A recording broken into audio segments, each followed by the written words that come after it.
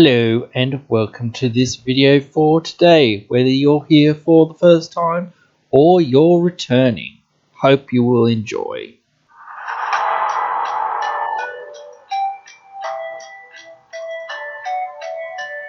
In this video we're discussing the Modern Horizons 2 set and essentially taking a punt at guessing how focused that set will be on modern specifically versus how focused it will be on Commander. And as I said, this is pure speculation at this point because we haven't seen the full set list of cards from this set.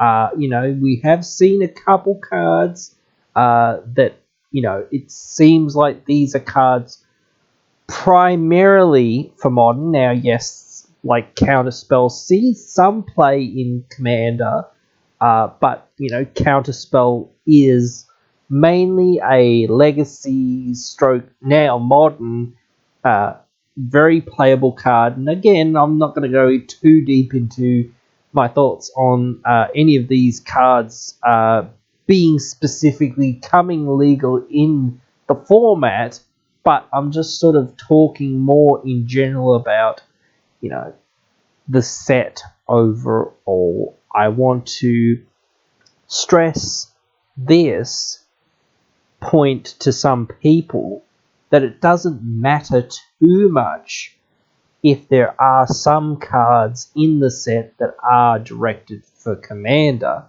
because you know what? That's how it is. And it is not great for that format to a degree to have too many cards in the set for that specific purpose. But you know what? Nearly every standard set that comes out has a lot of cards in it for Commander, and those cards aren't great for those formats for the most part, or they don't even see play. Either they're the most broken cards in the format, or they're the cards that just do not see play because they're too expensive, too slow, what have you. So that's the position that a lot of these cards will be in. They'll either be extremely good or they'll just not see real play, and that's in a way balances it out to a degree, I guess. But for the most part, it is a little bit sad that the overpowered cards are there, and it is a little bit sad that they put in these cards, and I kind of don't really understand why, to a degree, they've gone back to doing this Modern Horizons 2 after they've kind of gone through and said, hey, look, we're shutting down support for Modern on the tours and whatnot. And then, COVID has, put them in the position to have to try to do that. But again, they have kept up a lot of support for other formats, including Pioneer and including Historic online and whatnot, for tournaments and whatnot. So it wouldn't be that hard for them to support Modern in a similar way, and it is a bit shitty in that regard. Again, I'm not really a Modern player. I used to play it a little bit back in the day many years ago, but I just got out of it, because it's not the format that I wanted to play, and it's not what I like in Magic. And that's fine. Like, if you're a Modern player or whatnot, or if you're a competitive player, that's fine too. I think if you want to play Standard or Pioneer or whatever you want to play, go ahead and play it. And if these cards aren't playable, don't buy them. That's it. That's simply it. Or again, even if they're not playable, you can trade them or sell them off to the players that will actually want them. So I just don't see the real problem with them introducing these cards that are specifically for that format, or they're not quite powerful enough for this format or whatever. Again, it's one of those things where people go, oh, well, that's not going to be that good because it's 3 mana or whatever and it's too slow or whatever, blah, blah, blah, this and that. And then suddenly a deck will go, oh, here's this broken combo with it, and you can do this on turn 0 or whatever, blah, blah, blah, or turn 1 or whatever. And then everyone goes, holy crap, we need to get our hands on that card. That's what happens a lot of the time. People underestimate a lot of these cards and go, oh, that will never really do anything. And then, holy crap, it's in one of the best decks in the format. Somebody figured out how to break it. Until somebody figures out how to break something, no one cares. Like Chain of Smog for many years was a nothing card. It was worthless. And then suddenly Liliana and whatnot comes along, and suddenly it's like skyrocketing off the charts. So again, as soon as a card comes out that makes another card relevant, somebody will figure it out one way or another to say, hey, wait a minute, you can actually do this with this and do with this, and that means you win or whatnot. And that's the thing about Modern. I don't know, I haven't really paid much attention to it. I know Jund's sort of gone back up in popularity or in percentages because they've kicked out a lot of the unfair stuff, and it's just seeing sort of less play overall. And it's one of those decks that's pretty easy to pick up, I think. Not like in terms of money, but in terms of what it does, I guess.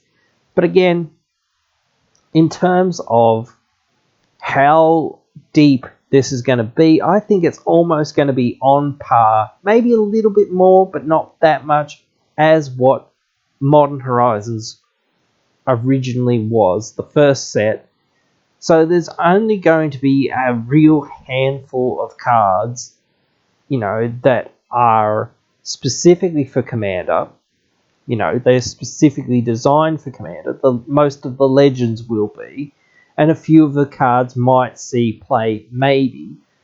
But again, I think most of the cards from the set are meant for Modern. Now, are they meant for the most powerful decks? In my opinion, for the most part, no. And that's the difference between some people's opinion of how powerful this set should be, and therefore people who look at these cards, they don't think that these are Modern playable. They think that they're Commander playable because they're not, game-breakingly winning, the game already on turn 0 or whatever. Or they're not strong enough to stop the things that are winning the game on turn 1, 2, or 3 or whatnot. They're not resilient enough. They're not, cheap enough to do those sorts of things and have a big enough impact in those early turns, which is usually where Modern's determined in the first 2 or 3 turns, sometimes 4, depending, and, with some control decks, it does take a bit longer, but whatnot. Those are the things that usually happen in those formats. So, when people look at some of these cards and they assess them, they're assessing them on that basis of, this is tournament level play. You've got to have these cards be so powerful to fit in the top 3 or 4 decks or whatever. I think when you look at it like that, I think you're not looking at the full picture. You should be looking at all the decks that are, lower on the spectrum in a sense, and go, oh yes, it can fit into that. It's not the best card in the world ever, but it does make that deck a lot better than what it is, so it'll bump it up a tier. It gives this archetype another, tool here. It gives that archetype another tool there. It gives this tool here. Again, there's a lot of little things that are improved to lesser decks and lesser strategies for the most part, with a lot of these that we've seen from these sets normally. So it's just one of those things that, again, I think, originally a lot of cards were underrated and undervalued, and people just went, well, it's just a commander card, like Kogak. Kogak was just like, nah, this will not see play. And then somebody figured out how to play it and how to win games with it on turn 3, basically. And then it was like the meta deck, and then it was too busted. And then it was like, oh, okay, it's got to get banned, and then it was banned. Just that's the thing about people. They finally, when they finally go, oh, actually, this card's actually really good, like that whole perception of, oh, well, this was Commander Horizons or whatever, the whole meme and whatnot, and this is Commander Horizons 2 and whatnot.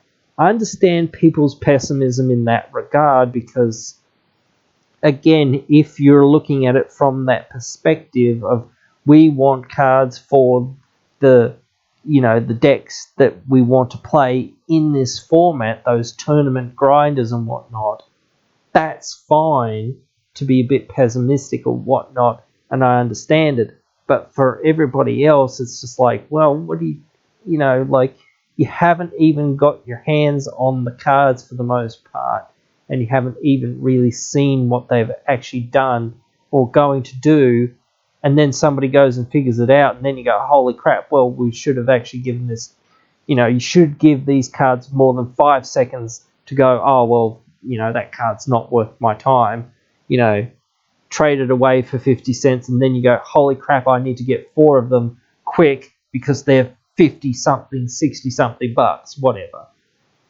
How am I going to get hold of them now?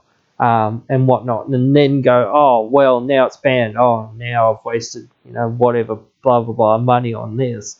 Again, that's the thing. People just sort of get into this, like, world where, and again, that's that competitiveness. I don't subscribe to it and I don't follow it. And again, that's fine. You guys who play Modern, you guys subscribe to that. I sit here and I do what I do.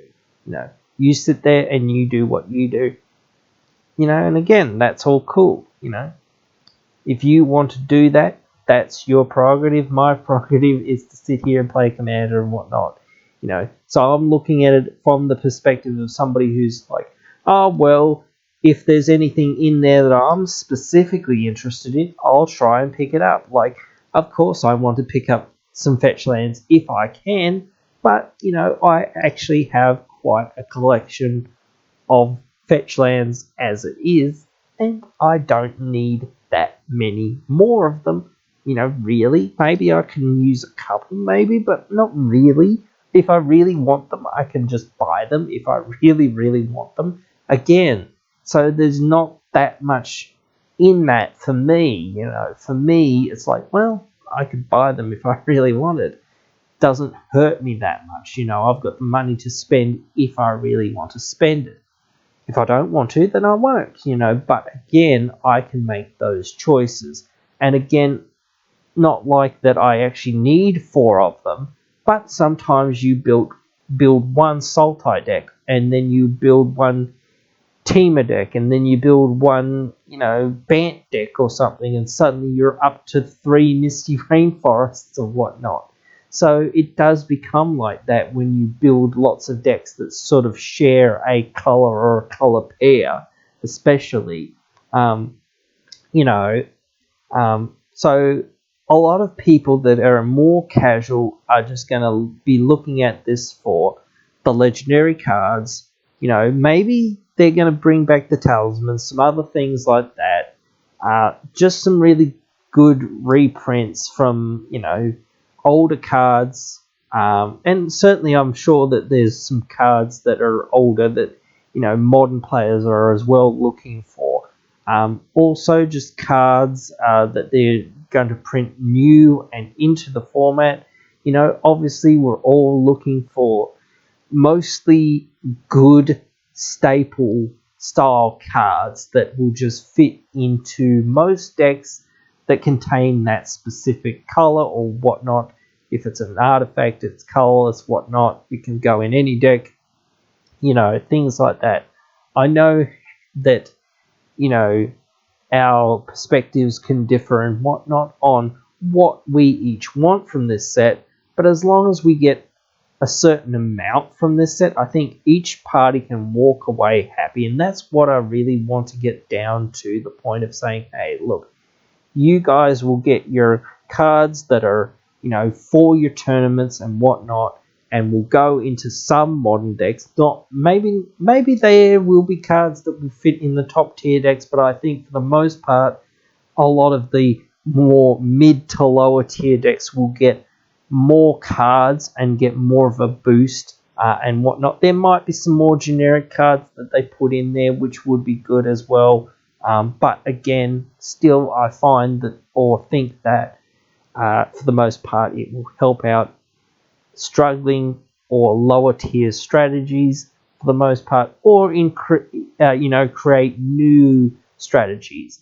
There are different strategies that haven't really had much chance in modern because there's not enough powerful cards legal in that format and whatnot. So maybe they will print some of those more powerful sort of style cards into the format so that those strategies can make waves into the format as well.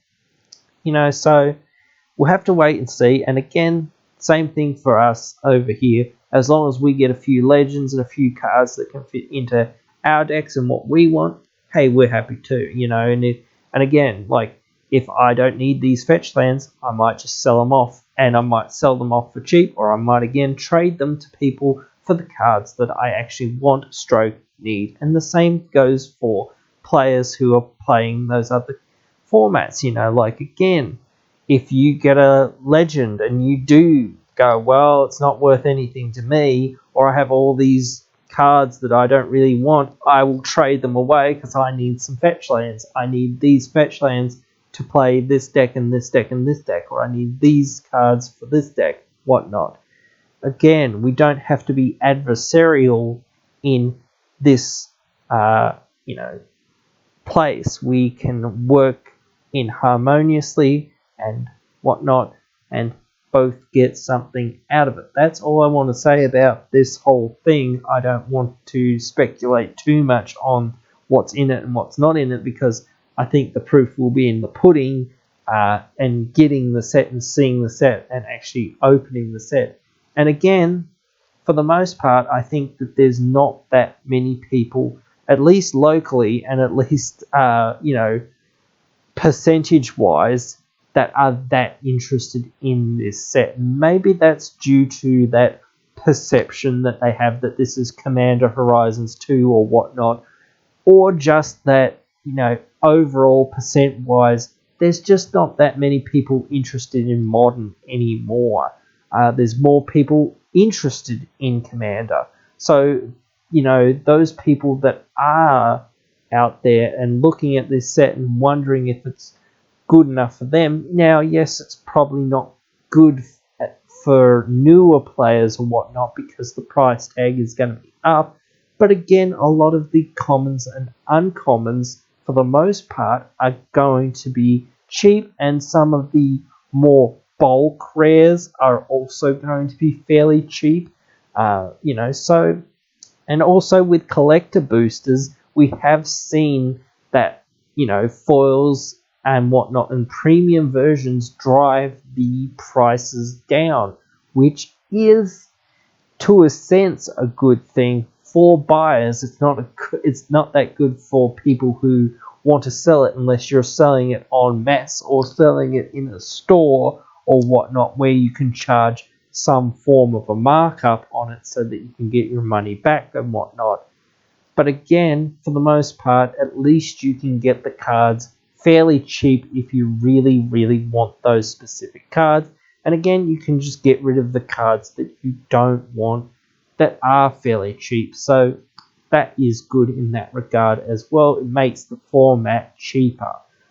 So yeah, again, as I said, that's my thoughts on how focused stroke unfocused this set will be on Commander versus Modern. I think, again, just to sort of phrase it in a final statement or whatnot, this set will be mostly focused, in my opinion, on both. It will have some stuff for modern, and again, I'll probably have some stuff that's more for lower tier decks for the most part. Some stuff that might see some higher levels of play, but mostly lower stuff. And it will have a few cards that are in there for Commander players. So there'll be enough things for everyone. And again, we can all just open the set, and if you're into, modern and into that format or into legacy, vintage, whatever it is, you can still enjoy the set despite what, the rest of the set is. And I think if you're a Commander player, you can enjoy the set despite everything else there is. And it's almost always the way that you get what you don't want and you get the things that other players want. So it's like, well, of course, but that's the way it works, But anyway, guys, hope you have enjoyed this video. Let me know what you guys think of Modern Horizons 2. Is it a Commander Horizons 2 or is it a Modern Horizons based set? I don't know. Again, it's hard to say this far out, but I just want to have this little bit of a discussion about, how focused one way or another it's going to be, and I want to unite the community into having that, unity of saying, well, it doesn't really matter that much. We can all find something that we'll enjoy in the set, and we can just trade between ourselves as players do for the things that we actually want, or sell things for things that we actually want and whatnot. So again, let me know all about it right down there in the comments below. Please remember that the success of channels like this is based on viewers like you, so please consider liking, sharing and subscribing if you would like to support this content. You can also get social with us on our Discord and on our Facebook. If you would like to further support the channel, you can go onto our Patreon. All links are in the description. Thank you for your support. It really means a lot. I hope you have enjoyed this video here today, and if you have, I hope you will come back for another one. See you then.